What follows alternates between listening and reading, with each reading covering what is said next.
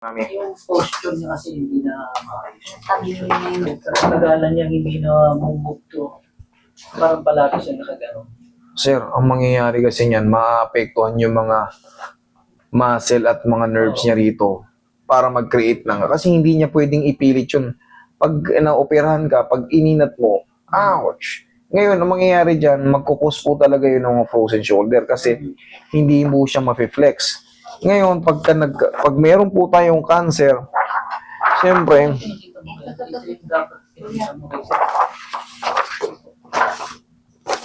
Hindi na po pantay yung dito po. hindi.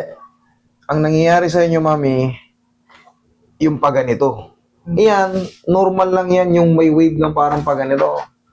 Ang karaniwan, normal yan, may ganyan. Pag straight na straight yan, ang tawag doon, straightening ng cervical lordosis. Ang nangyayari sa inyo, yan, tumagilid.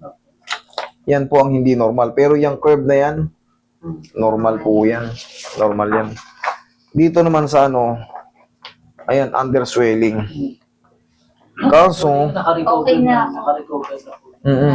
kaso po, ma'am, medyo fragile kayo.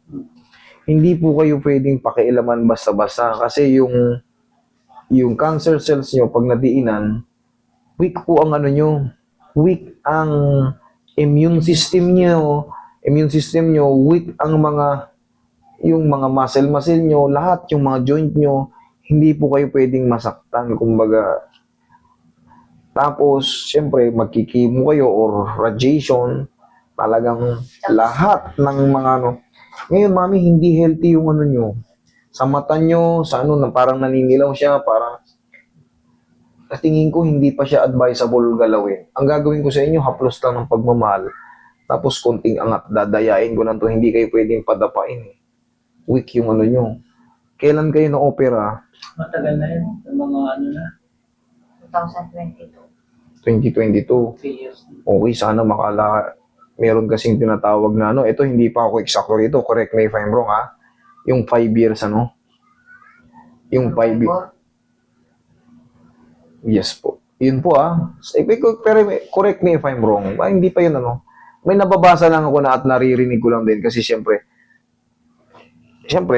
nasa medical na ko siyempre may nire-review kung mapapanood ko sa mga doktor na may mga ganun nga. Pero hindi pa yun eksakto. Siyempre may mga nagsasabi na gano'n. Hindi lahat. Hindi lahat. Kasi yung iba naman, siyempre, wash out kagad lahat Yung iba naman, yun nga, meron pang inaantay na Yung iba nagre-retrigger Huwag kayong kumain ng malalansa Lalo itlog, patis, manok, pusit, hipon, crab. Huwag kayong kumain yan bagoong. Huwag kayong kumain yan kasi yan ang pagkain ng bukol, lalo chocolates pala.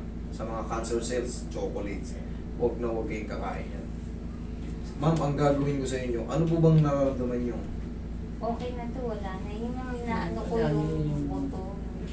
Ay, weak po yan. Hindi pwedeng, yung dadapa kayo, kagaya ng ginagawa, nakadapa kayo, gaganon ko. Ito patutulugin ko yung mga likod nyo. Naku po, madadaganan yung nyo Ang gagawin ko sa inyo, wala. Dadayain ko lang kayo, haplos lang ng pagmamahal. Hindi kayo para sa ganun Okay na yun. Hindi kayo para sa ganun. Pero wala akong sisingilin sa inyo. Yan na po kumbaga, nandito na kayo, lumapit kayo sa akin. Siyempre po, ako, ina-assess ko para makatulong. Hindi yung, alam ko lang hindi pwede, permission. Mamaya, pag uwi nyo sa bahay, lalong sumakit yung ko, dibdib ko sumisikip dahil nadiinan ata kanina. Alam ko mangyayari, siyempre hindi ko kayo supervision. Ang kailangan natin, gumaling kayo, kahit sa tulong, konting advice ko, makatulong ako, konting haplos ng pagmamahal, pero yun ma'am, magiging ko na, hindi ko kayo sisingilin. Salamat at pinagkatiwalaan nyo, malaking bagay na sa akin. Kasi ito, sa tingin ko naman, konti lang may tutulong ko. Hindi para sa akin ito. Cancer to. Pero, huwag kayong mabahala, naayos ng cancer.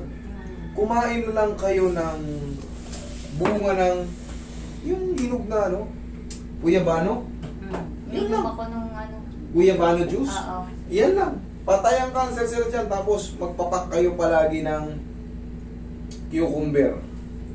Okay? cucumber. Kumakain ba kayo ng pino? Oo. Yan ang madalas nyo kainin. Huwag na kayo magkakakain ng mga iba-ibang mga masasarap muna.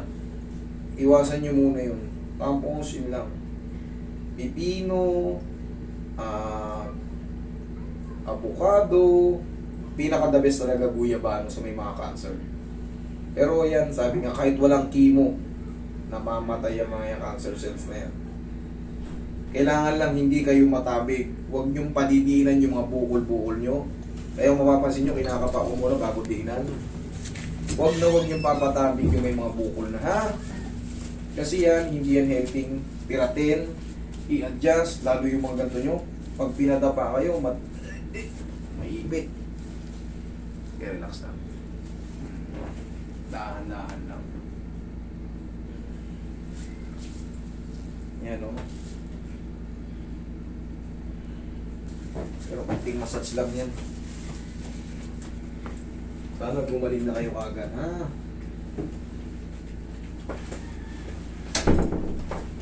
Medyo sa mata pa kasi, sa mata lang kasi makikita mo na yung ano.